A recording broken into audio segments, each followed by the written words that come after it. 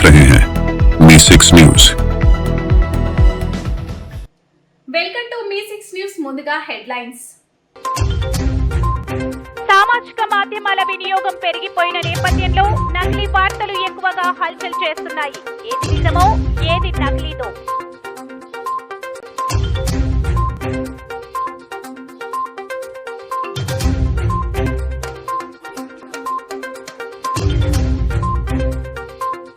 TV షోలో YouTuber వివాదాస్పద వ్యాఖ్యలు, సీఎం హెచ్చరికలు, నెట్టింట తీవ్ర విమర్శలతో క్షమాపణలు।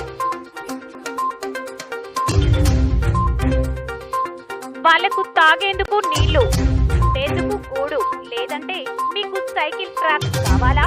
సుప్రీంకోర్టు। టైక్వాండో ఛాంపియన్షిప్ సాధించిన క్రీడాకారులను అభినందించిన బద్వేలు తెలుగుదేశం యువ నాయకులు రితీష్ రెడ్డి। విద్యార్థులు విద్యతో పాటు క్రీడల్లో అన్ని రంగాల్లో కూడా రాణించాలని బద్వేలు తెలుగుదేశం పార్టీ నాయకులు రితీష్ రెడ్డి పేర్కొన్నారు। NTR memorial AP state taekwondo championship కాకినాడలో జేఎన్టీయూ యూనివర్సిటీ స్టేడియంలో జరిగిన రాష్ట్ర స్థాయి పోటీలో సాయి ప్రీతి గోల్డ్ మెడల్ సాధించగా Nagadeepika S Sameer silver medal సాధించడం జరిగిందన్నారు। వారియర్స్ టైక్వాండో అకాడమీ నుంచి సాధించడం జరిగిందని, వీరిని బద్వేలు తెలుగుదేశం పార్టీ యువ నాయకులు రితీష్ రెడ్డి అభినందించడం జరిగింది। ఈ కార్యక్రమంలో రంగసముద్రం ఎంపీటీసీ కల్వకూరి రమణ తదితరులు పాల్గొన్నారు।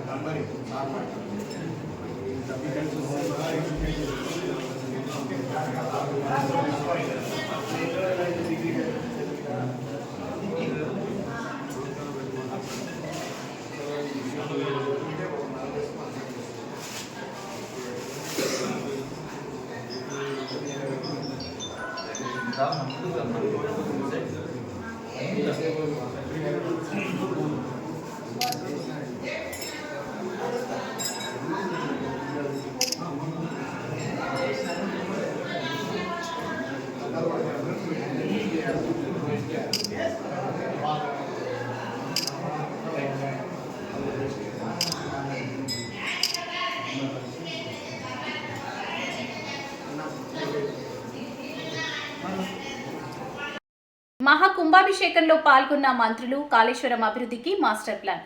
జయశంకర్ భూపాల్పల్లి జిల్లా మాదేవ్పూర్ మండలంలోని కాళేశ్వరంలో అభిషేకానికి రాష్ట్ర ఐటీ శాఖ మంత్రి దుద్దిళ్ల శ్రీధర్ బాబు, ముగ్గురు మంత్రులు అభిషేక కార్యక్రమంలో పాల్గొన్నారు। పీఠాధిపతి శ్రీ శ్రీ శ్రీ సచ్చిదానంద సరస్వతి నేతృత్వంలో 3 రోజుల పాటు అంగరంగ వైభవంగా జరిపారు। ఆదివారం చివరి రోజు కావడంతో రాజగోపురం వద్దకు కుంభాభిషేకం నిర్వహించారు। మంత్రులు శ్రీధర్ బాబు, కొండ సురేఖ, పొన్నం ప్రభాకర్, ఎమ్మెల్యే గంట సత్యనారాయణరావు కాళేశ్వరం ముక్తేశ్వర స్వామికి అభిషేకం చేశారు।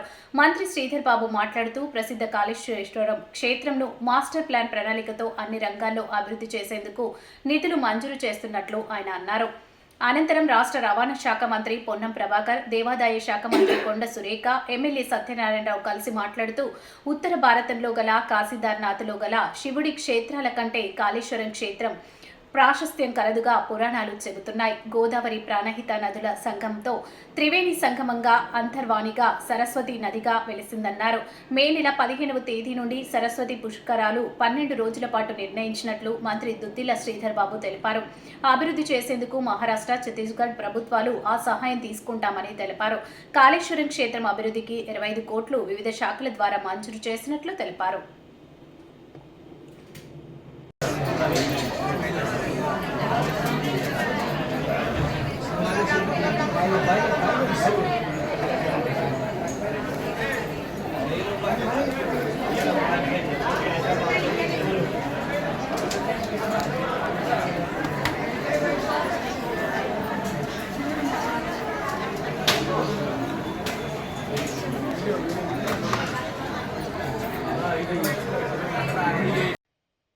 ఛత్తీస్గఢ్ రాష్ట్రం బీజాపూర్ జిల్లా నేషనల్ పార్క్ అటవీ ప్రాంతంలో తుపాకుల మూతతో దద్దరిల్లుతుంది।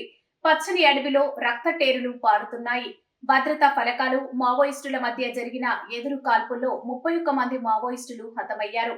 2 జవాన్లు మృతి చెందగా మరో 2కి తీవ్ర గాయాలయ్యాయి. గాయపడిన జవాన్లను మెరుగైన వైద్యం కోసం బీజాపూర్ ఆసుపత్రికి హెలికాప్టర్లో తరలించారు. పశ్చిమ బస్తర్ ప్రాంతంలో శుక్రవారం మావోయిస్టుల కదలికకు సంబంధించిన భద్రతా బలగాలకు కీలక సమాచారం మేరకు కాల్పులు కొనసాగుతున్నట్లు సమాచారం.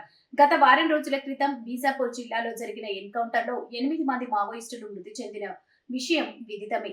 ఈ ఎన్కౌంటర్ లో 2 రాష్ట్ర కమిటీ సభ్యులు బండి ప్రకాష్, ఆడిలి భాస్కర్ ఉన్నట్లు తెలుస్తుంది. మావోయిస్టులు సంఘటన స్థలాల్లో AK-47 SLR INS AS Reiffel, 303 BZL launcher ఆయుధాలు, పేలుడు పదార్థాలను పోలీసులు స్వాధీనం చేసుకున్నారు.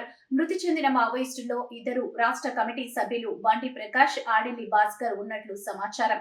ఇంద్రావతి నేషనల్ పార్క్ ప్రాంతంలో ఆదివారం తెల్లవారుజామున భద్రతా దళారులు యాంటీ మావోయిస్టుల ఆపరేషన్ చేపట్టాయి. ఈ సమయంలో కాల్పులు మొదలయ్యాయి. భద్రతా దళాలు ప్రతిస్పందించాయి.